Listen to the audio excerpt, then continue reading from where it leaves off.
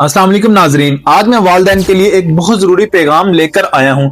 वालदैन इसे जरूर सुने और आगे पहुंचाएं और इसे ज्यादा से ज्यादा शेयर करें ताकि हर वालदैन अपने बच्चों का ख्याल रख सके। सर्दियों में अक्सर वालदैन बच्चों के कमरे में हीटर, अंगीठी या लकड़ी जलाकर दरवाजा बंद कर देते हैं और वेंटिलेशन नहीं करते, लेकिन ये इंतहाई खतरनाक हो सकता है। बंद कमरे में आग जलाने या हीटर चलाने से हवा में ऑक्सीजन कम और कार्बन मोनोऑक्साइड की सतह बढ़ जाती है, जो खास तौर पर 1 साल से कम उम्र बच्चों के लिए सांस लेने में मुश्किल पैदा कर सकती है और बच्चे नीले पड़ सकते हैं और शदीद हालात भी पैदा हो सकती है। कार्बन मोनोऑक्साइड एक बेरंग बेबू गैस है जो खून में ऑक्सीजन की जगह ले लेती है और दिमाग और दिल तक ऑक्सीजन नहीं पहुंचने देती। वालिदैन को चाहिए कि हीटर या आग जलाने के दौरान हमेशा वेंटिलेशन रखें, बच्चों को बार बार देखें, रात को सोते वक्त तमाम हीटर या अंगीठी बंद करके बाहर निकाल दें।